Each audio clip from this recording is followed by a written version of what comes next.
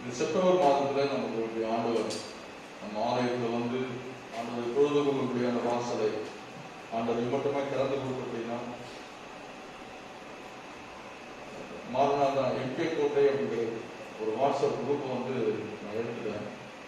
ஏன் அப்படின்னா அந்த சூழ்நிலை இப்போ இல்லை. குடும்பமாக இந்த 3 ஆராதனைகளை மேக்சிமம் நம்ம விசுவாச மக்கள் வந்து கலந்துக்கிறதுனால திரும்ப அந்த செய்தி ரிப்பீட்டேஷன்ஸ் இருக்க வேண்டாம் அப்படிங்கிறதுனால நேற்று தினந்து அந்த குரூப்பை நான் முதல்ல வெளியே வந்து அப்புறம் குரூப்பை நான் டெலிட் பண்ணிட்டேன். ஒருவேளை உங்கள் செல்ஃபோனில் அது அந்த குரூப் காமிக்கும் அப்படின்னு சொன்னால் நீங்கள் அந்த குரூப் வந்து நீங்கள் வெளியே வந்துடுங்க. அப்புறம் வந்து வெளிநாட்டில் வெளி ஊரில் இருக்கிறவங்களுக்காக ஒரு குரூப் ஒன்று கிரியேட் பண்ணி, ஏன்னா அவங்க இந்த ஃபர்ஸ்ட் சர்வீஸ் இருக்கிறதான செய்தி என்னோட விசுவாச குடும்பத்தில் கேட்டாங்க, தொடர்ந்து நீங்கள் கொடுங்க அப்படின்னாவே அது நிமித்தமாக இந்த முதல் சர்வீஸ் நடக்கிற செய்தியை பதிவு செய்து கொஞ்சம் எடிட் பண்ணி ஒரு 20 பேர் மட்டும் வராங்க. வெளி ஊர் வெளிநாடுகள் படிக்கிற வேலை செய்ய போயிருக்கிறதான மக்களுக்காக ஒரு ஒன்று செய்திருக்கு. ஒரு கம்யூனிகேஷனுக்கு அந்த குரூப் தேவைப்படும் பட்சத்தில் ஏன்னா இப்போ நம்ம மேக்ஸிமம் சந்திச்சிடும். இன்னொரு சமயம் அவசியம் வேணுமானால் நம்ம அந்த குரூப்பை நம்ம கிரியேட் பண்ணி கொடுக்கலாம். அப்படிங்கிறத மனதில் வைத்து நான் போன வாரம் சொன்னது போல நேரம் நமக்கு குறைவாக இருக்கு அப்படின்னா 1.5 மணி நேரத்தில் 6 முடிக்க வேண்டிய சாட்சிகளுக்கு என்று நேரம் ஒதுக்கப்பட முடியல. ஆனால் நீங்கள் சாட்சி சொல்ல முன்னாடியே நீங்கள் கொடுத்துட்டீங்கன்னா அதை ஏன்னா இப்போ ஆராதனை பண்ணிட்டு இருக்கும் போது எனக்கு சாட்சியை கொடுத்தீங்கன்னா அந்த சாட்சியை பிடிக்கிறது எனக்கு நேரம் இருக்காது. நான் முடிச்ச உடனே இப்போ அப்படியே அடுத்து நான் ப்ரோக்ராம் நிற்க வேண்டியது இருக்கிறதுனால நீங்கள் என்ன எழுதிருக்கீங்கிறத படித்து நான் சொல்வதற்கு எனக்கு அந்த நேரம் போதுமானதாக இருக்கிறாரு. சண்டே நீங்கள் சாட்சி சொல்லணும்னு ஆசைப்படும் போது முன்னாடியே கொடுத்துட்டீங்கன்னா நான் உங்கள் சார்பாக நீங்கள் சொல்லி தேவனை மையப்படுத்த உதவியாக இருக்கும். இதே போல திரும்ப நான் என்னுடைய பழக்கத்துக்கு வரணுங்கிறதுக்காக நான் சொல்ல விரும்புகிறேன். காணிக்கைக்கிறது எந்த விதமான தனி பாடலும் நேரமும் ஒதுக்கப்படுவதில்லை. ஆகவே நீங்கள் பெருங்கையாக இருந்திருக்க மாட்டேன். ஆக நீங்கள் வரப்படுத்த சமூகத்துக்கு வரும்பொழுது நீங்கள் வரும்பொழுது நீங்கள் காணிக்கை செலுத்த நான் போகும்பொழுது நீங்கள் சில மனதில் அதை வைத்துக் கொடுங்கள். ஏன்னா அந்த நம்ம அப்படியே பழகிட்டதுனால மிஸ் பண்ணிடுற மாதிரி ஃபீல் பண்ணுறீங்க. அதனால் நான் அதை நினைவுபடுத்துகிறேன். நான் தொடர்ந்து கட்டுரை வார்த்தைக்கு நேராக நான் போவோம். மத்தேயு எழுதின சுவிசேஷம் 4ஆம் அதிகாரம்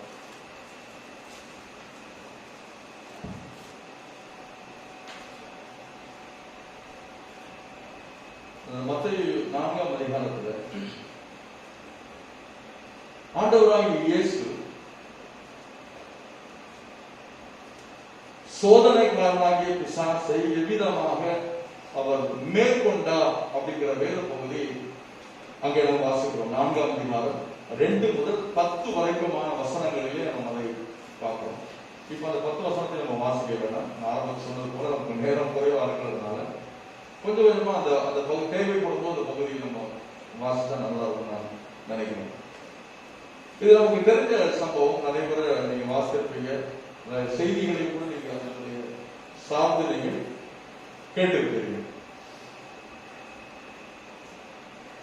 ஆண்டவர் உண்டாக்கின முதல் மனிதனாகிய ஆதாமும் ஏவாளும் இந்த விஷயத்தில் அவர்கள் தோற்று போனார்கள். ஆண்டவர் எதை செய்யக்கூடாது என்று சொன்னாரோ அதை என்ன பண்ணாங்க, செய்தாங்க. அங்க 3 விஷயங்கள் விதமாக சொல்லப்பட்டிருக்கும். கண்களின் இச்சை, மாம்சத்தின் இச்சை, ஜீவனத்தின் பெருமையிலே அவர்கள் விழுந்து போனார்கள்.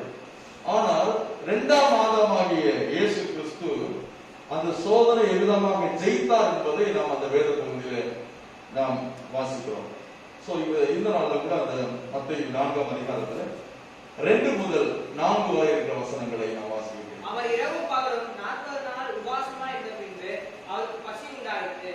அப்பொழுது சோதனைக்காரன் அவரிடத்தில் வந்து, நீ தேவனுடைய குமாரனே ஆனால் இந்த கல்லுகள் அப்பங்களாகும்படி சொல்லும் என்றார். அவர் பிரதித்திரமாக, மனுஷன் அப்பத்தினால் மாத்திரமல்ல தேவனுடைய வாயிலிருந்து புறப்படுகிற ஒவ்வொரு வார்த்தையினாலும் பிழைப்பான் என்று எழுதியிருக்கிறதே என்றார். இந்த 3 விதமான சோதனையை சாத்தான் இயேசுவிடத்துல கொண்டு வருகிறார். அந்த 3 சோதனையிலும் இயேசு அவனை ஜெயித்ததை நாம் இங்கே பார்க்கிறோம். 10ஆம் வசனத்துல விதமாக நாம் வாசிக்கிறோம். அப்பொழுது இயேசு அப்பாலே போ, சாத்தானே அப்படிங்கிறார். இயேசு என்ன சொல்றாரு? அப்பாலே போ சாத்தானே, அவே ஃப்ரம் மீ சேட்டன் அப்படிங்கிற. அப்பாலே போ அப்படின்னு சொல்லி அவனை துரத்தினதான ஒரு வேத பகுதியை நம்ம இங்க வாசிக்கிறோம். இந்த காலங்களில் நாமும் அவனை இப்பாலே வைத்துக் கொள்ளாமல் அப்பாலே போ அப்படின்னு சொல்றோம். அவனுக்கு நமக்கும் அவனோடு நாம டிராவல் பண்ணவே முடியாது. நம்ம டிராவல் எப்படி இருக்கணும்னா அவனை எதிர்த்து தான் நம்ம டிராவல் பண்ணணும். ஹல்லேலூயா. நம்ம ஜீவன் போகிற வரைக்கும் அவனை எதிர்த்து கொண்டே இருக்க வேண்டும், அவனை மேற்கொண்டு கொண்டே இருக்க வேண்டும், அவனுக்கு இடக்கூடாமல் வாழ வேண்டும். அதுதான் நம்முடைய வாழ்க்கையின் நோக்கம் என்பதை இந்த மத்திய 4ஆம் அதிகாரம் சொல்லிக் கொடுக்கிறது. அப்பாலே போ என்று இயேசு அவரை துரத்தின அந்த 3 சம்பவங்களை தான் நம்ம இங்க படிக்கிறோம். இதுல முதலாவது பாத்தீங்கன்னா, இன்னைக்கு நாம் வாழ்ந்து கொண்டிருக்க நமக்கும் இது ஒரு நல்ல ஒரு இயேசு வாழ்க்கையில நடந்தது, நம்ம வாழ்க்கையிலும் நடந்திருக்கும், நடக்கும், இனிமேலும் வரலாம். அப்ப எது எப்படி இருந்தாலும் சரி, நாம் முற்றிலும் ஜெயிக்கிறவளா இருக்கும்படி தேவன் நம்மிடத்துல அவர் நம்மிடத்துல எதிர்பார்க்கிறது என்னன்னா, கொஞ்சம் ஜெயம் இல்ல, என்ன ஜெயம் எடுக்கலாமா, முற்றிலும் ஜெயம் எடுக்கும்படி கர்த்தர் விரும்புகிறார். இங்க இந்த 4ஆம் அதிகாரம் 2 முதல் 4 வரை வசனங்களை வாசிக்கும் பொழுது 2ஆம் வசனத்தை வாசிக்கிறோம். 40 நாள் உபவாசம் இருந்த பின்பு அவருக்கு பசி உண்டாயிற்று. அப்பொழுது சோதனைக்காரன் அவரிடத்தில் வந்து, நீ தேவனுடைய குமாரனை ஆனால் இந்த கல்லுகள் அப்பங்களாகும்படி சொல்லும் என்றார். அவர் பிரதியுத்தரமாக, மனுஷன் அப்பத்தினாலே மாத்திரமல்ல, தேவனுடைய வாயிலிருந்து புறப்படுகிற ஒவ்வொரு வார்த்தையினாலும் பிழைப்பான் என்றான். ஹல்லேலூயா. எப்படி டெஸ்ட் வைக்கிறான் அப்படின்னா, எப்படி பரிசோதிக்கிறான் அப்படின்னு சொன்னார் பார்க்கும்போது, சாப்பாட்டை முன்னிறுத்துகிறான். ஆனா ஆண்டவராகிய இயேசு கிறிஸ்து வார்த்தையை முன்னிறுத்துகிறார். ஹல்லேலூயா. யோசித்து பாருங்க, 40 நாள் வாசிக்கிறா. இயேசு நம்மை போல பைபிள் வாசிக்கிறோம். அவர் மாம்சமும் ரத்தமும் உடையவராக இந்த பூமிக்கு வந்தார். அவர் அடிச்சா அவருக்கு வலிக்குமா வலிக்காத? இயேசு அழுதார். அவரை கலைப்படைந்தார் போட்டிருக்கு. 100% அவர் மாமிசத்தில் இருந்தார். அதை நம்ம ஏற்றுக்கொள்ள வேண்டும். மாமிசத்தில் வந்த இயேசு கிறிஸ்துவை அறிக்கை பண்ணாத எந்த ஆவியும் அந்தி கிறிஸ்துவின் ஆவி. அப்போ இயேசு மாம்சத்துல வந்தார் என்று நாம் முதலாவது நம்ப வேண்டும். அப்ப இங்க இயேசு மாம்சத்தில் இருக்கும் போது அவருக்கு 40 நாள் அவர் உபவாசம் இருந்து முடித்த பின்பு அவருக்கு பசி உண்டாயிற்று. அந்த பசிக்கிற நேரத்துல சோதனைக்காரன் வந்து சொல்றான், இந்த கல்லுகள் எல்லாம் அப்பங்களாக்கும்படி செய்யும் அப்படிங்கிறான். சோதனைக்காரன் இடத்துல வந்து, நீ தேவனுடைய குமாரனே ஆனால் இந்த கல்லுகள் அப்பங்களாகும்படி சொல்லும் என்றார். இப்ப இயேசு சொன்னா நடக்குமா நடக்காது? யோவான் ஸ்நானகர் சொல்லுகிறார், நீங்கள் ஆபிரகாமுடைய பிள்ளைகள் என்று சொல்லி நீங்க நெஞ்சை நிமித்திட்டு இருக்காதீங்க. இந்த கல்லுகளாலே ஆபிரகாமுக்கு ஆண்டவர் பிள்ளைகளை, கல்லையே பிள்ளையா மாற்ற முடியும்னா அந்த கல்லை அப்பமா மாற்ற முடியுமா? முடியாது. முடியும். இப்ப என்ன பண்றான்னா, சோதனைக்காரன் சாப்பாட்டை முன்னிறுத்துறான், வயிற்றை முன்னிறுத்துகிறான். இந்த வசனத்தை வாசிக்கல. பிலிப்பியர் 3ஆம் அதிகாரம் 18-19 வசனங்களை வாசிங்க.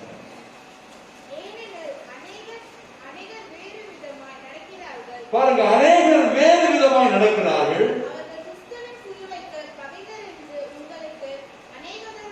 அவர்கள் கிறிஸ்துவின் சிலுவைக்கு பகைஞர் என்று அநேகரிடம் சொன்னேன்.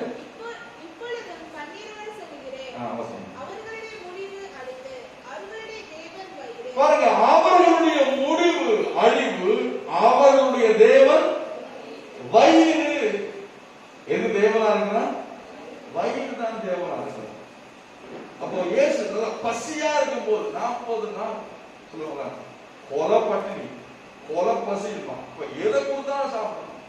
மனுஷனுக்கு பசி உண்டாகும் போது, அது தேவை இருக்கும் போதுதான் அவன் பாவம் செய்வதற்கான ஒரு சூழ்நிலை உண்டாக்கப்படுகிறது. அப்ப இங்க பாத்தீங்கன்னா, முதலாவது பார்க்கிற விஷயம், சாத்தான் சாப்பாட்டை முன்னிறுத்தி ஜனங்களை தேவனை விட்டு விலகும்படி செய்கிறார். ஏதேன் தோட்டத்தில் ஆண்டவர் ஆதாம் ஏவாளை வச்சிருந்தாரு. அவங்களுக்கு என்னங்க குறை இருந்தது? ஏதாவது குறை இருந்ததா? சொல்லுங்க, ஏதாவது குறை இருந்துச்சா? ஒரு குறை இல்லைங்க. அவர்களை உண்டாக்குவதற்கு முன்பாகவே அவங்களுக்கு தேவையான எல்லாத்தையும் உண்டாக்கிட்டு அதுக்கப்புறம் தான் அவங்க ஏதேன் தோட்டத்தை வைக்கிறாங்க. ஒரு குறையும் இல்லை. ராஜாவும் ராணியமா அவங்க வாழ்ந்து கொண்டிருக்கிறார்கள். சாத்தாபாய் வந்து செஞ்ச வேலை என்ன தெரியுமா? ஆண்டவர் தோட்டத்திற்கு எல்லா கனியும் சாப்பிடக்கூடாதுன்னு சொன்னாரா? ஆண்டவர் சொன்னாரு, நன்மை தீமை அறியத்தக்க கனியை தான் சாப்பிடக்கூடாது அப்படின்னா. ஆனா இவன் என்ன பண்ணானா? எதையுமே சாப்பிடக்கூடாதுன்னு சொல்லிட்டானா. அப்ப எங்க வச்சான்னா சாப்பாட்டுல கைய வைக்கிறான். பத்தியா, ஆண்டவர் உனக்கு அதை சாப்பிடக்கூடாதுன்னு சொல்லிட்டாரா, இதை சாப்பிடக்கூடாதுன்னு சொல்லிட்டாரா. இன்னைக்கு விசுவாசிய வாழ்க்கையில ஒன்று நாம் புரிந்து கொள்ள வேண்டும். ஆகாரம் வயிறு நமக்கு தேவனா இருக்கும் போது நாம் ஆண்டவர் விட்டு விலகி போயிடுவோம். ஆண்டவரோடு கூட இருக்க மாதிரி தெரியும். ஆனா வயிறுக்கு எப்போ ஒரு மனுஷன் விசுவாசி வயிற்றுக்கு எப்பொழுது முக்கியத்துவம் கொடுக்கிறார்களோ, ஆகாரத்துக்கு எப்போ முக்கியத்துவம் கொடுக்கிறார்களோ, தேவனுடைய வார்த்தையை விட அப்பொழுது அவர்கள் ஆண்டு விட்டு விலகி போகிறார்கள். இப்போ இந்த ஏவாள் வயிற்றுக்கு முக்கியத்துவம் கொடுத்தாங்க. என்ன ஆனது? ஆண்டவரோடு இருந்த உறவையே என்ன பண்ணியாச்சவங்க இழந்து போனாங்க. ஒரு சில வேத பகுதியில் வேகமா என்னோட கூட சேர்ந்து வாசிங்க. ஆதியாகமத்தின் புஸ்தகம் 25ஆம் அதிகாரம் 29 இருந்து வாசிங்க. ஆதியாகமத்தின் புஸ்தகம் 25ஆம் அதிகாரம். ஒரு நாள் ஏசா வெளியிலிருந்து கலைத்து வந்த ஒரு யாக்கோபு கூழ் சமைத்துக் கொண்டிருந்தான். அப்பொழுது ஏசா யாக்கோபை நோக்கி, அந்த சிவப்பான கூழிலே நான் சாப்பிட கொண்டிருந்தா இழைத்திருக்கிறேன் என்றான். இதனாலே அவனுக்கு ஏதோம் என்கிற பேர் உண்டாயிற்று. அப்பொழுது யாக்கோபு, உன் சிரேஷ்ட புத்திர பாகத்தை இன்று எனக்கு விற்று போடு என்றான். அதற்கு ஏசா, இதோ நான் சாக போகிறேன், இந்த சிரேஷ்ட புத்திர பாகம் எனக்கு என்ன தெரியும் என்றான். அப்பொழுது யாக்கோபு, இன்று எனக்கு ஆணையிட்டு கொடு என்றான். அவன் யாக்கோபுக்கு ஆணையிட்டு தன் சிரேஷ்ட புத்திர பாகத்தை அவன் விற்று போட்டான். அப்பொழுது யாக்கோபு ஏசாவுக்கு அப்பத்தையும் பயிற்றங்களையும் கொடுத்தான். அவன் புசித்து குடித்து எழுந்தெழுந்து போய்விட்டான். இப்படி ஏசா தன் சிரேஷ்ட புத்திர பாகத்தை அலட்சியம் பண்ணான். 29 வாசிக்க. ஒரு நாள் ஏசா வெளியிலிருந்து கலைத்து வந்த போது யாக்கோபு கூழ் சமைத்து கொண்டிருந்தான். யாக்கோபு எப்படி வரா? ஏசா எப்படி வரானா? கலைத்து போய் வருகிறான். ஏதாவது கிடைச்சா நல்லா இருக்குமே அப்படிங்கிற போது தம்பிக்கார நல்ல கைத்து கூட சமையல் பண்ணிட்டு இருக்காரு. தம்பி, அண்ணனுக்கு கூடாம்பா அப்படிங்கிறான். அவன் சொல்றான், நீ ஒரு சிரேஷ்ட புத்திர பாகம் போது 2 மடங்கு ஆசீர்வாதம். எத்தனை மடங்கு? 2 மடங்கு. Double fold blessing. 2 மடங்கு ஆசீர்வாதம்.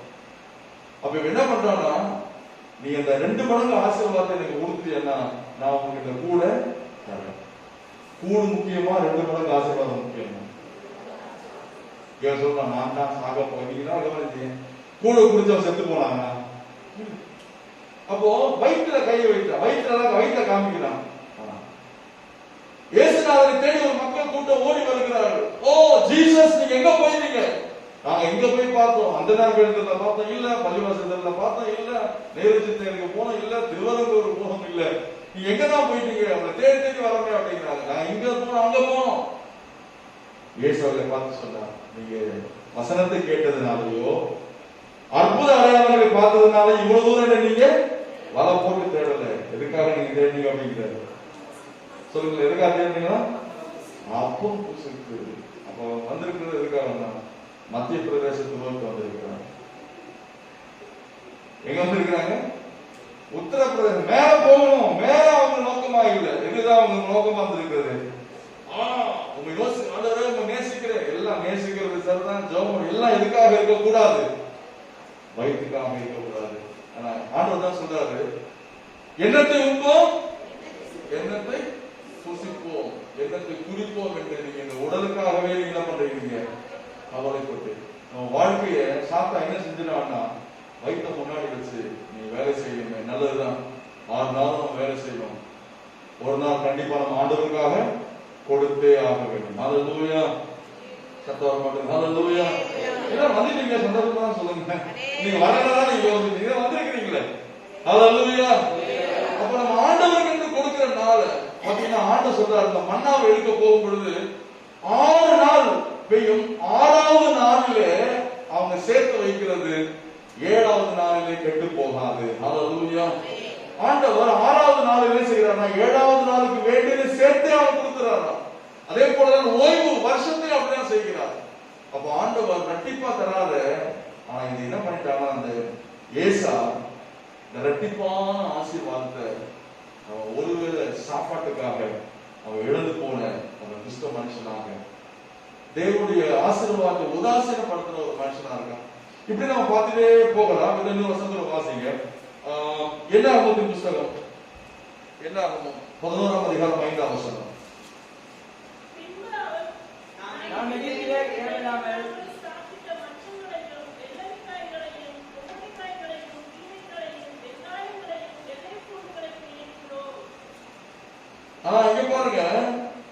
இவர்கள் எகிப்திலிருந்து கானானுக்கு பிரயாணப்பட்டு போகிறார்கள். ஆனா எது நினைப்பு உட்கார்ந்துருக்காங்க அவங்க? சொல்லுங்க. எகிப்தில அங்க சாப்பிட்டதை நாம் என்ன பண்றோமா நினைக்கிறோம்.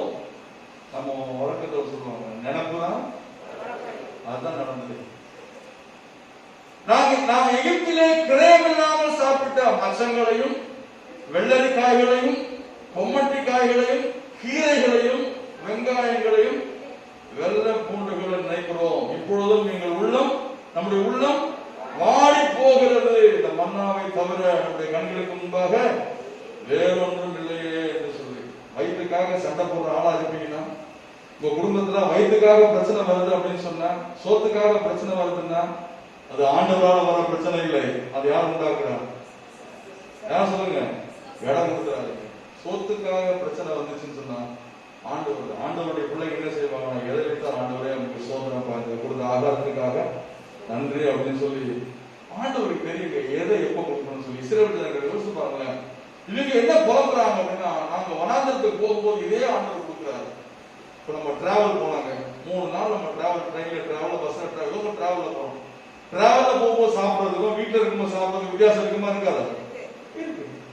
ஆண்டவர்களை வனாந்தரத்தை கொண்டு போறாரு. இப்ப இவங்க மன்னா சாப்பிட்டாங்கன்னா அந்த மன்னாங்கிறது அது ப்ரிப்பேர்ட் ஃப்ரம் ஹெவன். எங்க இருந்து உண்டாக்கப்படுகிறது? பரத்திலிருந்து உண்டாகிறது. அவங்க வஸ்திரம் கெட்டு போகலையா? இப்போ ஒரு நாள் நம்ம ட்ரெஸ் போட்டா நம்ம அந்த வேர்வை நாத்தம் தாங்க முடியல.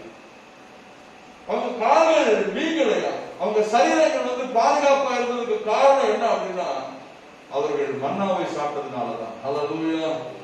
ஆனா இவங்க நாங்க அதை சாப்பிடணும், இதை சாப்பிடணும், காடையை திங்கணும், அதை திங்கணும், இவங்க ஆசையெல்லாம் அவங்க இச்சித்தார்கள் போட்டு உன்னை புரிஞ்சுக்கணுங்க. ஆண்டவர் உங்களை எப்படி வச்சிருந்தாங்க? ஒருவேளை இன்னைக்கு பட்னியா இருக்கிற மாதிரி ஆயிடுச்சுன்னு சொன்னா, ஆண்டவர் என்ன பட்னியா ஆக்கிட்டீங்க, சர்ச்சைக்கு போயிட்டு வந்து நீ பட்னியா இருக்கிறேன்னு சொன்னாங்க. இன்னைக்கு பட்னியா இருப்பதற்காக நீ கொடுத்ததுக்காக உங்களுக்கு ஸ்தோத்திரம். அன்னைக்கு பட்னியா இருக்கிறது ஒருவேளை நம்முடைய ஆரோக்கியத்துக்கு ஏற்றதா இருக்குன்னு சொல்லி ஆண்டவர் வச்சிருப்பார். நம்ம ஆண்டவரை துதிக்கிறதும் ஆண்டவரை தேடுறதும் வயிற்றுக்காக அல்ல, அது நம்ம ஆண்டவரே நம்முடைய எல்லா தேவையாக மாற வேண்டும். ஹல்லேலூயா. இங்க பார்க்கும் பொழுது இந்த இஸ்ரவேல் ஜனங்கள் எதை நினைச்சு எழுந்து போனார்கள் கானானை அப்படின்னு சொன்னா, எதை நினைச்சாங்கன்னா எதை நினைச்சாங்க?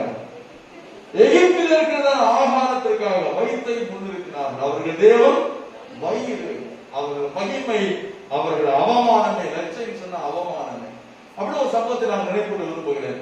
3 எபிரேய புருஷர்கள் தானியேலோடு சேர்த்து அவங்களுக்கு ராஜ போஜனம் கிடைக்கிறது. ராஜா சாப்பிடுற சாப்பாடு கிடைக்கிறது, ராஜா சாப்பிடுற ட்ரிங்க்ஸ் கிடைக்கிறது.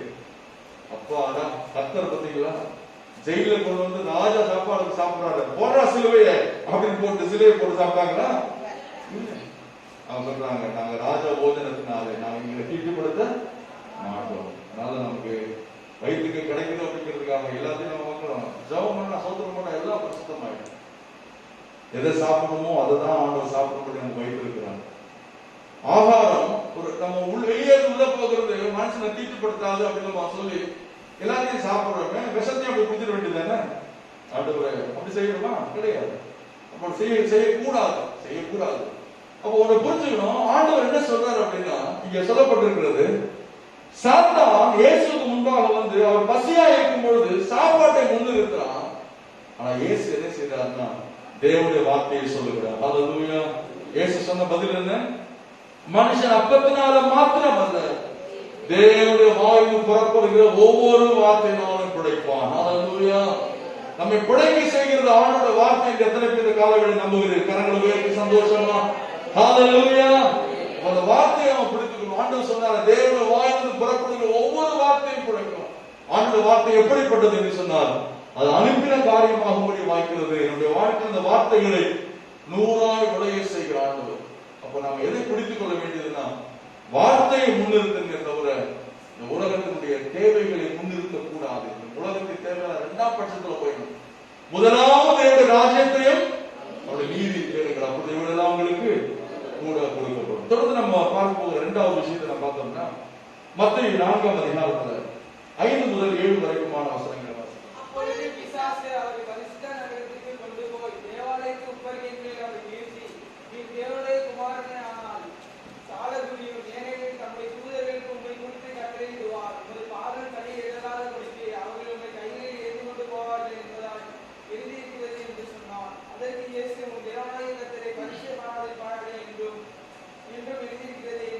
பாருங்க, இரண்டாவது அப்பாலே போ என்று இயேசு சாத்தானை விரட்டினதற்கான இரண்டாவது விஷயத்தை பார்க்கும்போது இவன் என்ன செய்யறான், எப்படியாகிலும் ஆண்டவரை பிதாவாகிய தேவனை பரீட்சைப்படுத்தணும் அப்படிங்கிறது என்னுடைய நோக்கமா இருக்கு. அவன் தந்திரமான விஷயம். அவன் என்ன செய்யணும்னா, நேரடியா நம்ம கிட்ட அவன் சொல்ல மாட்டான், இன்னைக்கு நான் உன்னை ஆண்டவருக்கு விளக்க போகிறேன் அப்படின்னு சொல்ல மாட்டான். அப்படி சொல்ல நாம் என்ன பண்ணுவோம், அப்பாலே போற நான் ஆண்டவருக்கு போக மாட்டேன்னு சொல்லுவோம். அப்படிலாம் சொல்ல மாட்டான். தந்திரக்காரன், ரொம்ப டெக்னிக்கா அவன் நம்மள மதி இழக்க செய்கிறது. இங்க பார்க்கும்போது இயேசு நமக்கு நல்ல மாதிரியாக இருக்கிறார். நீங்க என்ன செய்யலாம் பாருங்க, 5ஆம் வசனத்துல, அப்பொழுது பிசாசு அவரை பரிசுத்த நகரத்துக்கு கொண்டு போய் தேவாலயத்து உப்பரிகை மேல் அவரை நிறுத்தி, நீ தேவனுடைய குமாரனை ஆனால் காண குதியும், ஏனெனில் தம்முடைய தூதர்களுக்கு உம்மை குறித்து கட்டளையிடுவார், உமது பாதம் கல்லில் பெறாதபடிக்கு அவர்கள் உம்மை கைகளில் ஏற்றிக் கொண்டு போவார்கள் என்பதா எழுதியிருக்கிறது என்று சொன்னார். உன புரிஞ்சுக்கீங்க, விசுவாசிகளுக்கு வசனத்தின் ரெஃபரன்ஸ் தெரியுதோ இல்லையோ, அவனுக்கு ரெஃபரன்ஸ் நல்லா தெரியும். சரிங்களா? அவன் என்ன சொல்ல பாருங்க, மேல இருந்து கீழே குதிங்க, தேவ தூதர்கள் என்ன பண்ணுவாங்க, ஏறிட்டு போவாங்க. வசனம் வந்ததுனால உடனே இயேசு நான் தேவகுமாரனா காமிக்கிறேன்னு சொன்னாங்க இல்ல. அவங்க என்ன, அவன் பிசாசு இதை சொல்வதற்கான காரணம் என்ன என்பதை இயேசு அங்க அடையாளப்படுத்துகிறார். இயேசு என்ன சொல்கிறார் 7ஆம் வசனத்துல, உன் தேவனாகிய கர்த்தரை பரீட்சை பாராதிருப்பாயாக. பிசாசை அப்பாலே நம்ம செய்ய வேண்டிய விஷயம் என்னன்னா, எங்கெல்லாம் நம்ம ஆண்டவரை பரீட்சை பார்க்கும்படி தூண்டுகிறானோ அப்பதான் நம்ம சொல்ல வேண்டியது அப்பாலே போ சாத்தான்.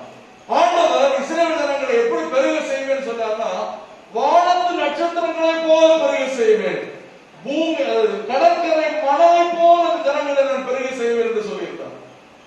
எப்படி பெருக செய்வாரா? வானத்து நட்சத்திரங்களை போல. நம்ம நட்சத்திரத்தை என்ன முடியுமா? கடற்கரை மணல் என்ன முடியுமா? ஒரு நாள் தாவீது சிங்காசனம் உட்கார்ந்து இருக்கிறார். எவ்வளவு பிரம்மாண்டமான ராஜ்யத்தை கர்த்தர் கொடுத்திருக்கிறார். அதை யோசிக்கும் போது டக்குனு ஒரு மனசு வரும், நம்ம ஸ்ட்ரென்த் பார்க்கணுமே. யோவாவை கூப்பிடுறாரு, யோவாவே அரசே, நம்முடைய தான் முதல் பேச வரைக்கும் இருக்கிறதான இஸ்ரவேலியரை எண்ணுங்கள் அப்படின்னு சொன்னா, ஐயா ஆண்டவர் வாக்கு பண்ணியிருக்கிறார், ஜனங்கள் ஆண்டவர் கடற்கரை மணலை நிறுத்து, நான் சொன்னதை போய் செய்ய அப்படின்னு. என்ன நடந்தது? இவர்கள் ஜனங்களை ஆண்டவர் பரீட்சை பார்க்கறதுங்க. என்ன முடியாதுன்னா ஆமென் போயிட்டே இருக்கணும். இவர் என்ன பண்றாரா, என்னபடி அவங்க பாத்தீங்கன்னா ஒரு குறிப்பிட்ட ஏரியாவை லேவியர் மற்ற எல்லாரும் விட்டுட்டு அவங்க போறாங்க. என்ன முடியல. என்ன நடந்தது? ஆண்டவர் வார்த்தை அனுப்பினார். அப்போ எங்கெல்லாம் உங்க கவனிக்க வேண்டிய வார்த்தை என்னன்னா, இதை செய்யும்படி சாத்தான் அவன் என்ன பண்ணானா, ஏறினான் போட்டிருக்கு. அந்த வசன வாசல 1:4 20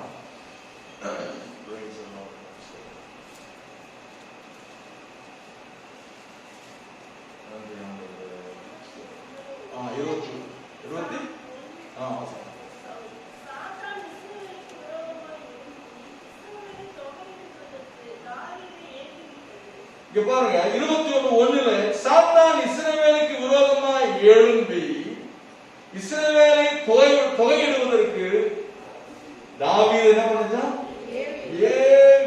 இருப்பு கொள்ளல ஏறிக்கிட்டே இருக்கிறான். இதை செய்யணுமே. நாம் புரிந்து கொள்ள வேண்டிய அப்பாலே போ என்று சொல்லக்கூடிய இரண்டாவது விஷயம் என்ன அப்படின்னா, எங்கெல்லாம் ஆண்டவரை பரீட்சை பார்க்கும்படி ஏவப்படுகிறோமோ தூண்டப்படுகிறோமோ அப்பதான் நம்ம சொல்ல வேண்டியது அப்பாலே போ. சொல்லுங்க, அப்பாலே போ.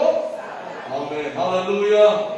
முதல்ல பார்த்தோம், ஆண்டவருடைய வார்த்தையை முன்னிறுத்தாம எதை முன்னிறுத்துவான்? வயிற்றை முன்னிறுத்துவான், சாப்பாட்டை முன்னிறுத்துவான், இந்த உலக காரியங்களை முன்னிறுத்துவான். ஆண்டவருடைய வார்த்தையை இரண்டாவது தள்ளுவான். இரண்டாவது பாத்தீங்கன்னா ஆண்டவரை பரீட்சிக்கும்படியாக முன்னிறுத்துவான். இதை கேட்கிற நமக்கு தேவனுடைய பிள்ளைகள் நம்ம எச்சரிக்கையா இருக்கணும். இங்க வாசிக்கிறோம் தாவீதை குறித்து. தாவீது ஆண்டவருடைய இருதயத்துக்கு ஏற்றவர். ஆண்டவர் காரியங்களை அவன் செஞ்சான். ஆனாலும் அந்த மனுஷனுக்கு விட்டு கொடுத்த இடம் கொடுத்ததை பாத்தீங்கன்னா சாத்தான் தன்னை ஏவும் போது அதற்கு இறங்கி போயிட்டான். இந்த காலை வேளையில இரண்டாவது விஷயத்தை நம்ம பார்க்கிறோம். அப்பாலே போ என்று சொல்லக்கூடிய இரண்டாவது விஷயம் என்னன்னா, எங்கெல்லாம் பரீட்சை பார்க்கும்படியான சூழ்நிலைகள் நமக்கு ஏற்படுகிறதோ, நம்ம விரும்பி பரீட்சை பார்க்கிறது இல்லைங்க பிரச்சனை. நம்ம வாழ்கிற சூழ்நிலையில நம்ம எதிர்கொள்கிற போராட்டங்களில நம்ம தூண்டப்பட்டுருவோம். ரொம்ப எச்சரிக்கையா இருக்கணும். வேகமா சில விஷயங்களை பாருங்கள். ஆண்டவரை பரீட்சை பார்க்கிறதுங்கிறது எதுக்கு அடையாளமா இருக்கு அப்படின்னா, யாத்திராகமம் 17ஆம் அதிகாரம் 2ஆம் வசனத்தையும் 7ஆம் வசனத்தையும் ஒரு வாசிங்க. மோசேயோடு வாதாடி நாங்கள் குடிக்கிறதற்கு எங்களுக்கு தண்ணீர் தர வேண்டும் என்றார்கள். அதற்கு மோசே, என்னோட ஏன் வாதாடுகிறீர்கள்? கர்த்தரை ஏன் பரீட்சை பார்க்கிறீர்கள் என்றார். இஸ்ரவேல் புத்திரர் வாதாடினது நிமித்தமும் கர்த்தர் எங்கள் நடுவில் இருக்கிறாரா இல்லையா என்று அவர்கள் கர்த்தரை பரீட்சை பார்ப்பது நிமித்தமும். இங்க பாருங்க, 2ஆம் வசனத்தை வாசிக்கிறோம்.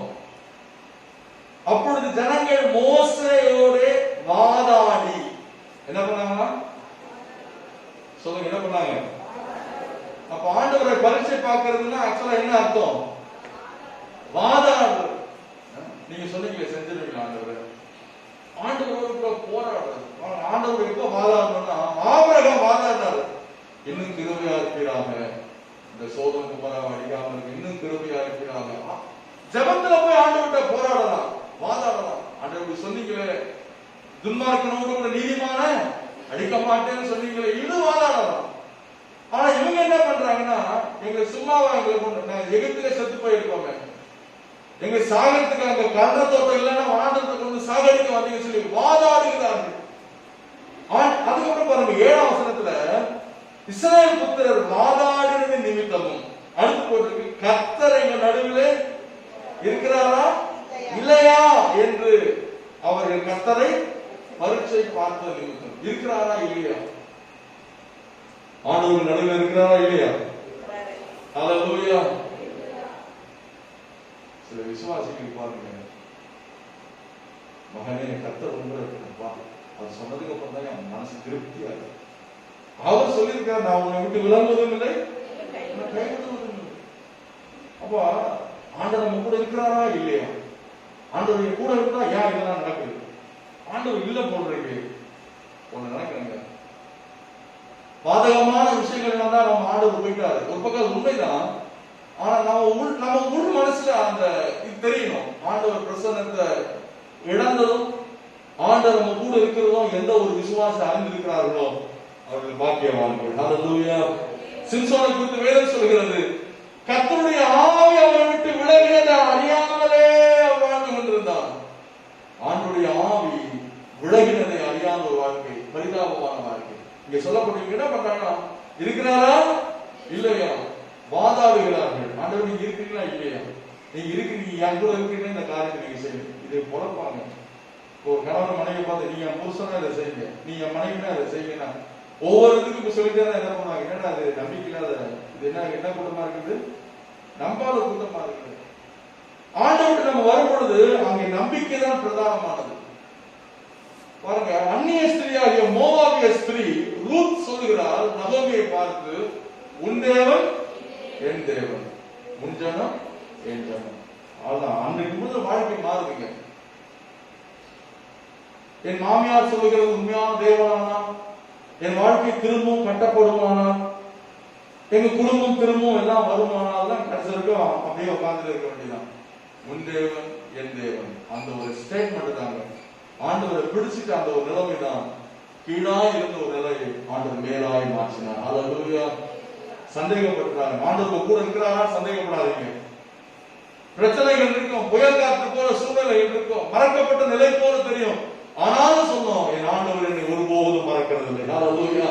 அவர்கள் மறந்தாலும் என் தேவன் ஒரு நாள் என்னை மறக்கிற. ஆண்டவர் நீங்க சொல்லியிருக்கிறீங்க, ஸ்திரீயானவர் தன் பிள்ளைக்கு இறங்காமல் தன் பாலனை மறப்பாலோ, அவர்கள் மறந்தாலும் நான் மறக்கப்பட்ட நிலை போல தெரியணும். அப்போ நீங்க சொல்லணும், என் தேவன் என்னை ஒருபோதும் மறக்கிறது இல்லை. ஹல்லேலூயா.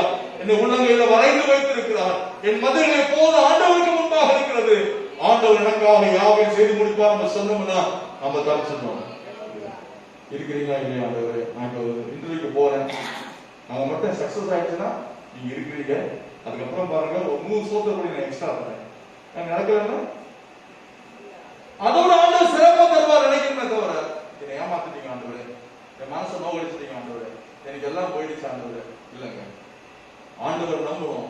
என்ன நம்புறதுதான், அவர் நன்மையானதெல்லாம் எனக்கு பரப்பிலே இருந்து அவர் தருகிறார். ஹல்லேலூயா.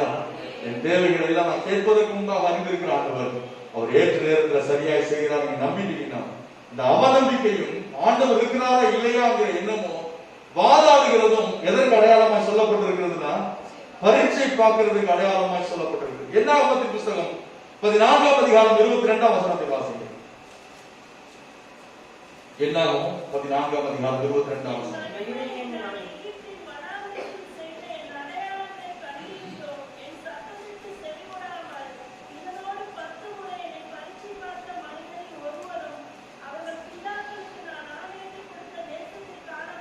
இங்க பாருங்க, ஆண்டவர் மகிமையை பார்த்திருக்கிறாங்க.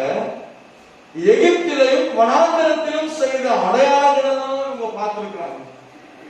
எதையெல்லாம் பார்த்தாங்கன்னா, எகிப்துல 10 விதமான அற்புத செயல்களை பார்த்தாங்க.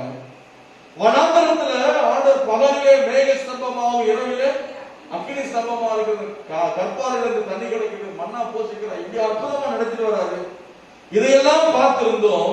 இந்த ஜனங்கள் ஆண்டோட வார்த்தைக்கு அவங்க செவி கொடுக்கவில்லை அப்படின்னு நம்ம வாசிக்கிறோம். இந்த ஜனங்கள் ஆண்டோட வார்த்தைக்கு செவி கொடுக்கவில்லை. இதோ இதனோடு 10 முறை என்னை பரீட்சை பார்த்த மனிதரில் ஒருவரும் இந்த கானான் தேசத்தில் அவங்க போகிறதில்லை. செவி கூடாத ஒரு நிலை, ஆண்டுடைய சத்தத்துக்கு செவி கூடாத, கீழ்ப்படியாத, காது கொடுத்து கேட்காத ஒரு நிலையை வேதாகமம் என்ன சொல்லுகிறது? பரீட்சை பார்க்கிறது அப்படிங்கிறார். ஆண்டவருடைய வார்த்தையை நம்ம அப்படியே நமக்கு சொந்தமாக்கி கொள்ள வேண்டும். அல்லேலூயா. இந்த ஜனங்க பாருங்க, ஆண்டவருடைய வார்த்தையை நம்புறதை விட கானான்ல இருந்ததான அந்த ஏனாத்தின் புத்திரரை பார்க்கிறாங்க. அங்க இருக்கிற பிரச்சனையை அவங்க நம்புறதை விட நம்புறாங்க. ஆனா ஆண்டவருடைய வார்த்தை அவங்க என்ன பண்ணல, நம்பல. இன்னைக்கு உலகம் எப்படி தெரியுமா இருக்கு? நம்ம இருக்கிற பிரச்சனைகள் அப்படியே நம்புவாங்க. ஆமாங்க, வேலை இல்லைங்க, அந்த வேலையிலாம் வீட்டை வித்துட்டு போயிட்டானா, ஐயோ வீட்டை வித்துட்டானா, பொருளை வித்துட்டானா, எடுத்த மாதிரி போயிட்டானா. இருக்குங்க, நீங்க என்ன சொல்லணும்னா, என் தேவன் எனக்கு வாக்கு பண்ணது நிறைவேற்ற வல்லவராய் இருக்கிறார். அல்லேலூயா. இங்க என்ன நடந்தது? அவர்கள் அங்க ஏனாமின் புத்திர ராட்சதர்கள் இருக்கிறார்கள். ஆனா ஆண்டவர் என்ன சொன்னார்னா, அந்த தேசத்தை நான் உங்களுக்கு சுதந்திரமா தரேன் அப்படின்னு சொன்னார். அல்லேலூயா. அந்த இவங்க என்ன சொல்றாங்கன்னா, அது எங்களுடைய கானான் தேசம் அல்ல, எகிப்து தான் எங்களுக்கு கானான் தேசம், அங்கதான் நாங்க போக போறோம் என்று சொல்லி இந்த ஜனங்கள் ஆண்டவருக்கு முரண்டு பிடிக்கிறார்கள். அந்த புரிந்து கொள்ளுங்க, எப்பொழுதும் கர்த்தருடைய வசனத்துக்கு செவி கொடுக்காம இருக்கிறோமோ அப்ப அதுக்கு பேர் என்ன தெரியுமா? பரீட்சை பார்க்கிறது. ஆண்டவர் என்ன பண்றது? பரீட்சை பார்க்கிறது. வேகமா இன்னும் சில விஷயங்களை வாசிங்க. சங்கீதம் 78:18, 78:41. சங்கீதம் 78:18. தங்கள் இச்சை கேட்ட போஜனத்தை கேட்டு தங்கள் இதயத்தில் தேவனை பரீட்சை பார்த்தார்கள். 41 வாசிங்க. அவர்கள் திரும்பி தேவனை பரீட்சை பார்த்து இஸ்ரவேலின் பரிசுத்தரை மட்டுப்படுத்தினார்கள். இஸ்ரவேலின் பரிசுத்தரை என்ன பண்ணாங்கன்னா மட்டுப்படுத்தினார்கள். இந்த 78:18 வாசிக்கும் போது, தங்கள் இச்சைக்கேற்ற போஜனங்களை கேட்டு தங்கள் இருதயத்தில் தேவனை பரீட்சை பார்த்தார்கள். நம்முடைய தேவையை ஆண்டவர் சந்திக்க வல்லவரா இருக்கிறார். ஆனா எனக்கு இதுதான் வேணும்னு சொல்லி தயவுசெய்து நம்ம ஆண்டவர்கிட்ட பிடிவாதம் பண்ணக்கூடாது. அடம் பிடிச்சோம்னா அனுப்பி விட்டுருவார். இஸ்ரவேல் ஜனங்கள் தங்களுக்கு ராஜா வேண்டும் என்று தங்கள் இச்சை கேட்டு அவர்கள் வேண்டிக் கொண்டார்கள். எல்லாம் சுத்தி பார்த்தா ராஜா இருக்கா, எங்களுக்கு மட்டும் ராஜா இல்லை. ஆண்டவர் அவங்களுடைய இச்சையினால, அவங்க விரும்பி கேட்டதுனால ஆண்டவர் அவருடைய மன கடினத்துல போ அப்படின்னு சொல்லி கொடுத்துட்டாரு. நீங்க நம்பணும் என்னன்னா, என் தேவன் தம்முடைய தீர்மானத்தின்படி அழைக்கப்பட்டவர்களாக தம்முடைய அன்பு கூறுகிறவர்களுக்கு சகலமும் நன்மைக்கு எதுவாக செய்வார். அல்லேலூயா. நம்முடைய விருப்பத்தை விட தேவன் நமக்கு என்று வைத்திருக்கிறது அதிக நன்மையானது என்று நீங்கள் நம்ப வேண்டும். அல்லேலூயா. உங்களுடைய ஆசையை விட தேவன் உங்களுக்கு என்று வைத்திருக்கிற திட்டங்கள் அதிக நன்மையானது. இவங்க என்ன பண்ணாங்க? தங்கள் இச்சைக்கேற்ற போஜனங்களை கேட்டு ஆண்டவரை பரீட்சை பார்த்தார்கள். 41 வசனத்துல ஆண்டவர் அவங்க என்ன பண்ணாங்கன்னா மட்டுப்படுத்தினார்கள். இஸ்ரவேலின் பரிசுத்தரை அவர்கள் மட்டுப்படுத்துறாங்க. அர்த்தமா? ஆண்டவர் குறைஞ்ச மதிப்பிடுறாங்க. ஆண்டவரால் இதெல்லாம் செய்ய முடியாது, ஆண்டவரால் செய்ய முடியாது என்று எதுவுமே இல்லை. அவர் சொல்கிறார், இதோ நான் மாம்சமான யாவருக்கும் தேவனாய் கர்த்தர், இதனால் செய்யக்கூடாத செய்யமான காரியம் ஒன்று உண்டோ. ஆண்டவர் தயவு செய்து மட்டுப்படுத்துறார். ஆண்டவர் செய்ய மாட்டார், அதை மட்டும்தான் செய்வார். ஆண்டவர் குறைச்சி இடம் போன்றாதீங்க. இயேசு அவர் வளர்ந்த ஊருக்கு போகும் பொழுது, நாசரேத்துக்கு போகும் பொழுது அங்க இருந்த ஜனங்கள் அப்படிதான் சொன்னாங்க, இவர் கர்த்தருடைய குமாரன் அல்லவா, அவருடைய சகோதர சகோதரிகள் நம்மோட கூட இருக்கிறாங்க. நடந்த விஷயம் என்ன தெரியுமா? ஆண்டவருக்கு பெரிய அற்புதங்கள் செய்ய முடியல. காரணம் என்னன்னா, இயேசுவை அங்க அவர் என்ன பண்ணாங்க? மட்டுப்படுத்தினாங்க, அவிசுவாசத்தினார். எங்கெல்லாம் மட்டுப்படுத்துகிறார்களோ அது ஆண்டவரை பரீட்சை பார்க்கிறது. செவி கூடாம போறாங்களோ அது பரீட்சை பார்க்கிறது. வாதாடுறது, கர்த்தர் இருக்கிறாரா இல்லையா சந்தேகப்படுறது, பரீட்சை பார்க்கிறது. சாத்தான் இயேசுவை பரீட்சை பார்க்கும்படி தூண்டினான். நீ தேவனுடைய குமாரனானால் தாழ துணியும். தேவ தூதர்கள் தங்கள் கைகளிலே ஏந்தி கொண்டு போவார்கள். இயேசு சொன்ன விஷயத்தை நான் சொல்ல விரும்புகிறேன். தேவனாய் கர்த்தரை பரீட்சை பார்க்க தயவு இடம் கொடுக்கிறார்கள். அப்பாவை போய் எப்பதான் செவி கொடுக்காதபடி, ஆண்டவரை கோபம் ஊட்டும்படி, ஆண்டவருடைய வார்த்தைக்கு விரோதமாய் வாதாடும்படி எப்பதான் மனசு தூண்டப்படுகிறது, அப்பதான் சொன்னோம் இது ஆண்டவருடைய யோசனை இல்ல, இது பிசாசுடைய யோசனை. அப்பாவை போய் என்று சொல்லி அவனை துரத்த நாம விழிப்புள்ளவர்களாக இருக்கணும். கடைசியாக ஒரு பகுதி வாசித்து நம்ம ஜெபம் பண்ணுவோம். மத்தேயு 4ஆம் அதிகாரம் 8 முதல் 10 வரை வசனங்களை வாசிப்போம். பிசாசு அவரை மிகவும் உயர்ந்த மலையின் மேல் கொண்டு போய் உலகத்தின் சகல ராஜ்யங்களையும் அவையின் மகிமையும் அவருக்கு காண்பித்து, நீ சாஷ்டாங்கமாய் விழுந்து என்னை பணிந்து கொண்டால் இவைகளை எல்லாம் உமக்கு தருவேன் என்று சொன்னார். அப்பொழுது இயேசு, அப்பாலே போ சாத்தானே, உன் தேவனாகிய கர்த்தரை பணிந்து கொண்டு அவர் ஒருவருக்கு ஆராதனை செய்வாயாக என்று எழுதியிருக்கிறதே. கவனிங்க, அப்பாலே போ என்று விசுவாசிகள் சொல்ல பழக வேண்டிய மூன்றாவது விஷயம் என்ன அப்படின்னா, தேவனுக்கு நேரா போக வேண்டிய ஆராதனையை அவர் திசை திருப்புகிறார். யாருக்கு போக வேண்டிய ஆராதனையை? தேவனுக்கு நேரா. உன் தேவனாகிய கர்த்தர் ஒருவருக்கே ஆராதனை செய்வார். ஆண்டவரை மட்டும்தான் ஆராதிக்கணும். ஆனா சாத்தா என்ன செய்வான்னா, ஆண்டவருக்கு நேரா போகிற ஆராதனை லேசா என்ன பண்ணிவிடுறது?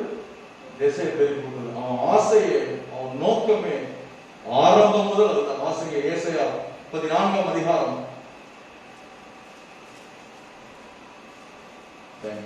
18வது வசனம்.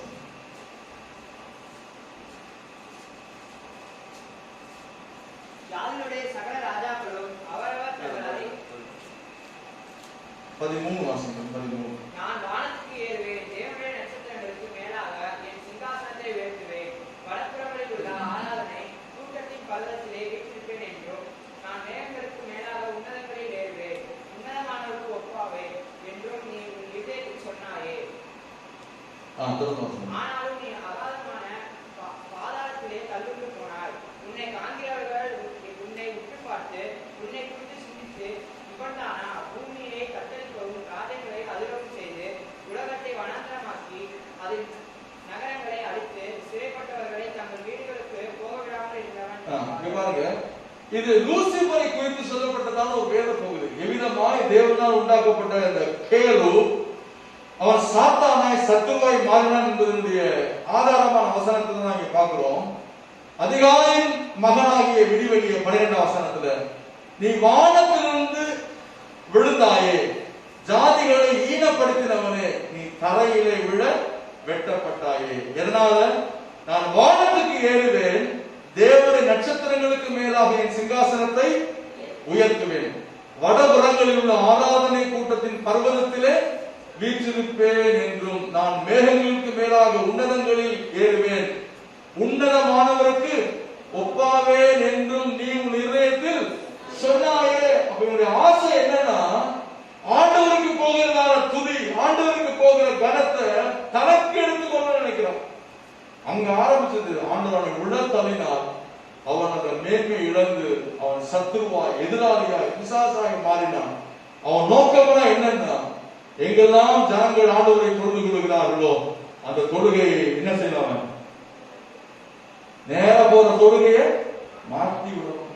இஸ்ரவேல் ஜனங்கள் எகிப்திலிருந்து புறப்பட்டு வந்தாங்க. கவனிச்சு பாருங்க, எகிப்திலிருந்து புறப்பட்டு வரும்போது பார்வோன் போய் அவங்க என்ன சொல்றாங்க? எங்க தேவனாய கர்த்தரை ஆராதிப்பதற்காக நாங்க என்ன பண்றோம்?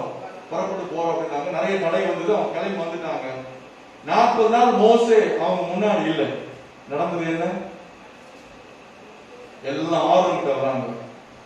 இந்த மோசேக்கு என்ன சம்பவித்ததோ தெரியல. அந்த 40 நாள் லாக்டவுன்லயே அவங்க என்ன பண்ணாங்க? லாக்டவுன்ல தரமட்டமா விழுந்துட்டாங்க. 40 நாள் மோசையை பார்க்க முடியல. அவங்க நினைச்சாங்க, எங்க நடத்திருந்த மோசைக்கு என்ன சம்பவித்தது தெரியல, எங்களுக்கு முன் செல்லும் தெய்வங்களை நீர் எங்களுக்கு என்ன பண்ணணும்? உண்டாக்க வேண்டும், எங்களுக்கு முன்னாடி போற தெய்வத்தை உண்டாக்க அப்படிங்கிறாங்க. அன்னைக்கு ஆரம்பிச்சது தான் என்னது? பொன் கன்றுக்குட்டி. அதை தூக்கிட்டு ஒவ்வொரு பலி செலுத்தினா கொண்டாடுறா, ஒரே ஆர்ப்பாட்டமா இருக்கு. மோசே இறங்கி வரும்போது சத்தம் கேட்குது, சத்தமா இருக்கு, ஒரே ஆர்ப்பாட்டமா இருக்கு. அவன் தண்ணியை போட்டு ஒரே ஆட்டம், செலம்பிட்டு இருக்கான், புலம்பிக்கிட்டு இருக்கான், ஆட்டம் பாட்டம் கொண்டாட்டமா இருக்கு. என்னன்னு பார்த்தா அவர்கள் பொன் கன்றுக்குட்டியை தூக்கிட்டு என்ன பண்றாங்க? கவனிங்கள், தேவனுக்கு நேரா போக வேண்டிய ஆராதனை, தேவன் ஒருவரே ஆராதிக்க வேண்டும், என்ன வேற தேவன் உண்டா இருக்க வேண்டாம். சாத்தானுடைய வேலை என்னன்னா தேவனுக்கு போகிற ஆராதனை என்ன பண்றது? திசை திருப்புகிறவன். இன்னைக்கு ஆராதனைகள் திசை திரும்பி கொண்டு போயிருக்கிறது. எங்க எப்படி ஆராதிக்கணும் அப்படி ஆராதிப்பது என்ன தெரியாமலே மக்கள் ஆராதித்துக் கொண்டிருக்கிறார்கள். அவன் நோக்கம் எல்லாம் ஜனங்களை தேவனை விட்டு திசை திருப்பணும். ஆனா செஞ்சுக்கிட்டே இருப்பாங்க. ஆட்டம் பாட்டம் கொண்டாட்டம் அன்னைக்கு அப்படியே இருந்துச்சு. ஆண்டவருக்கு பாடின பாட்டை யாருக்கு பாடிக்கிட்டு இருக்கான்? கண்ணுக்குட்டிக்கு பாடிக்கிட்டு இருக்கான். யாத்திராகமம் 15ஆம் அதிகாரத்தில் ஒரு பெரிய பாடல் மிரியாம் பாடுறா. பரிசுத்த ஆவியினால் நிறைந்து கர்த்தர் மகிமையா வெற்றி சிறந்தார், சத்துருக்களை சமுத்திரத்திலே தள்ளி போட்டார், உருளைகளை கலர செய்தார், வீரர்கள் செத்து போனார் என்று அன்னைக்கு ஒரு பாட்டை பாடினாங்க. ஆனா இப்போ ஒரு பாட்டை பாடுறாங்க. அந்த பாட்டை யாருக்காக பாடுறாங்க? பொன் கன்றுக்குட்டிகளாக பாடிக்கொண்டிருக்கிறார்கள். ஆண்டவர் இல்லாம எந்த பாட்டும் அது என்ன? அது ஆண்டவர் இல்லாத எந்த பாட்டு, எப்பேற்பட்ட பாட்டா இருந்தாலும் ஆண்டவர் இல்லாம அந்த பாட்டு இருக்குமானால் அது ஆண்டவருக்குரிய பாட்டு இல்லை. நம்ம பாடல்களை பாடும் பொழுது ஆண்டவரை மையப்படுத்தினதாக நம்ம ஆராதிக்கும் போது ஆண்டவர் இல்லாம வெறும் பாடல், வெறும் அந்த ஆராதனை நல்லா புரிஞ்சுக்கணும். சாத்தானுடைய வேலை என்னன்னா ஆண்டவர் ஒருவருக்கே போக வேண்டிய ஆராதனை அவனை செய்யலாம், திசை திருப்புற. அந்த மத்தேயு 4ஆம் அதிகாரத்துல 10ஆம் வசனத்தை வாசிங்க. அப்பொழுது இயேசு, அப்பாலே போ சாத்தானே, தேவனாகிய கர்த்தரை பணிந்து கொண்டு அவர் ஒருவருக்கே ஆராதனை செய்வாயாக. இவன் என்ன சொல்லுகிறான்? என்னை பணிந்து தாழ விழுந்து என்னை பணிந்து கொள்ளும் என்று சொல்லுகிறான். 9ஆம் வசனத்தை பாருங்க. நீ சாஷ்டாங்கமாய் விழுந்து என்னை பணிந்து கொண்டால் எவைகளெல்லாம் உனக்கு தருவேன் என்று சொன்னான். அப்பொழுது இயேசு, அப்பாலே போ சாத்தானே, உன் தேவனாகிய கர்த்தர் ஒருவரே, உன் தேவனாகிய கர்த்தரை பணிந்து கொண்டு அவர் ஒருவருக்கே ஆராதனை செய்வாயாக. ஹல்லேலூயா. சாத்தானுடைய தந்திரம் என்னன்னா ஆண்டவருக்கு போக வேண்டிய ஆராதனை திசை திருப்புகிறவன், டைவர்ட் பண்ணி விட்டுருவான். நம்ம வெளியே டிராவல் போக டேக் டைவர்ஷன் போட்டுருக்கோம். அங்க வேற நடந்து கொண்டிருக்கிறது டேக் டைவர்ஷன்.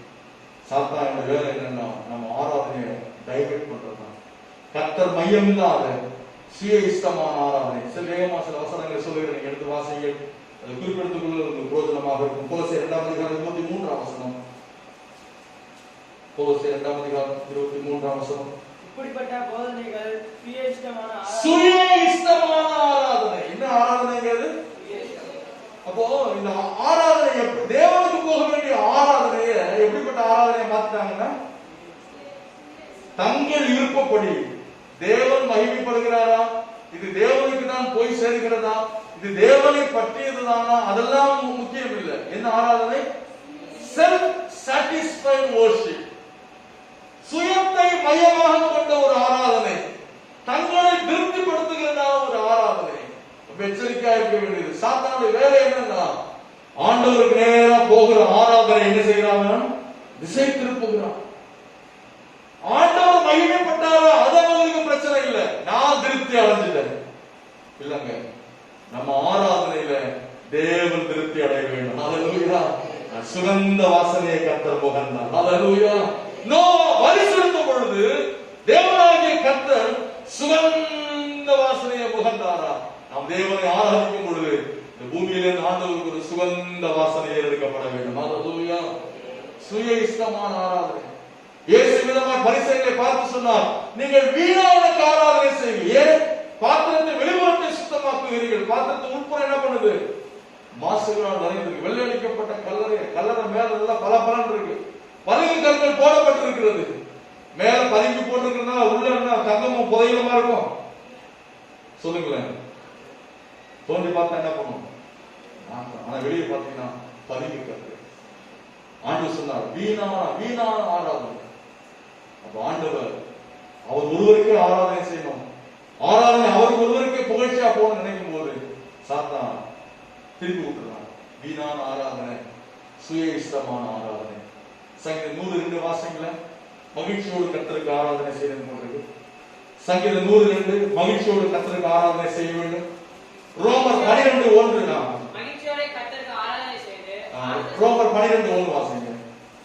மகிழ்ச்சியோட ஆராதனை இங்க புத்தி உள்ள ஆராதனை என்று வாசிக்கிறோம். நீங்கள் இந்த பிரபஞ்சத்துக்கு ஒத்த வருஷம் தெரியாமல் சகோதரரே, நீங்கள் உங்கள் சரீரங்களை பரிசுத்தமும் தேவனுக்கு ரெண்டாம் வசனமா முதல் வசனம் வாசனம். உங்கள் சரீரங்களை பரிசுத்தமும் தேவனுக்கு பிரியமுமான ஜீவ பலியாக ஒப்புக்கொடுக்க வேண்டும் என்று தேவனுடைய இரக்கங்களை முன்னிட்டு உங்களை வேண்டிக் கொள்கிறேன். இதுவே நீங்கள் செய்யத்தக்க புத்தியுள்ள ஆராதனை. இங்க என்னங்க போட்டிருக்கு? புத்தி உள்ள ஆராதனை. பிலிப்பியர் 3:3 வசனம். வேற குறைவான வசனங்களை மட்டும் நான் சொல்லி கடந்து போகிறேன். மாம்சத்தின் மேல் நம்பிக்கையிடாமல் ஆவியினாலே தேவனுக்கு ஆராதனை செய்து கிறிஸ்து இயேசுவுக்குள் மேன்மை பாராட்ட நாமே விட்டு நேரம் உள்ளவர்கள். ஆவியினால தேவனுக்கு ஆராதனை என்ன செய்யணுமா? ஆவியினால தேவனுக்கு ஆவியினால ஆராதனைனா தேவனை குறித்து மேன்மை பாராட்டுகிற ஆராதனை. ஹல்லேலூயா. ஆண்டவராக மகிமைப்படணும், ஆண்டவராக மேன்மைப்படுத்தப்படணுமே தவிர எந்த மனுஷனோ எந்த இடமோ எந்த பொருளோ அல்ல, தேவன் ஒருவர் தான் மகிமைப்பட. முதல்ல பார்த்த மகிழ்ச்சியான ஆராதனை, புத்தியுள்ள ஆராதனை, ஆவியில ஆராதனை. யோவான் 4:21 தொழுது கொடுக்கிறவர்கள் பிதாவை ஆவியோடும் உண்மையோடும் தொழுது வாசிக்கலாம். அதற்கு ஸ்திரீயே, நான் சொல்லுகிறதை நம்பு. நீங்கள் இந்த மலையிலும் எருசலேம் 24 வாசிக்கலாம். தேவன் ஆவியாய் இருக்கிறார். அவரை தொழுது கொள்கிறவர்கள் ஆவியோடும் உண்மையோடும் அவரை தொழுது கொள்ள வேண்டும் என்றார். ஆண்டவர் எப்படி தொழுது கொள்ளணுமா? ஆவியோடு உண்மையோடு. ஹல்லேலூயா. 12ஆம் அதிகாரம் எபிரேயர் 12ஆம் அதிகாரம் 28ஆம் வசனம். பயத்தோடு நடுக்கத்தோடும் கர்த்தருக்கு பிரியமான ஆதலால் அசைவில்லாத ராஜ்யத்தை பெறுகிறவர்களாகிய நாம் பயத்தோடும் பக்தியோடும் தேவனுக்கு பிரியமாய் ஆராதனை பயத்தோடும் பக்தியோடும் தேவனுக்கு பிரியமான ஆராதனை. கரங்களை உயர்த்தி சொல்லலாமே. ஹல்லேலூயா. சாத்தா பாருங்க, ஆண்டவருக்கு நேரா போற ஆராதனை என்ன பண்றாங்க? திருப்பி விட்டுறாங்க. சுய இஷ்டமான ஆராதனை, செல்ஃப் சாட்டிஸ்ஃபைடு வர்ஷிப், வீணான ஆராதனை. ஆனா எப்படிப்பட்ட ஆராதனையா இருக்குன்னா, சங்கீதம் 102 சொல்லுகிறது மகிழ்ச்சியோட கர்த்தருக்கு ஆராதனை, ரோமர் 12:1 சொல்லுகிறது புத்தியுள்ள ஆராதனை, பிலிப்பியர் 3:3 சொல்லுகிறது ஆவியில ஆராதனை, யோவான் 4:24 சொல்லுகிறது ஆவியோடும் உண்மையோடு ஆராதனை, எபிரேயர் 12:28 சொல்லுகிறது பயத்தோடு நற்கத்தோடும் கர்த்தருக்கு பிரியமான ஆராதனை. நம்ம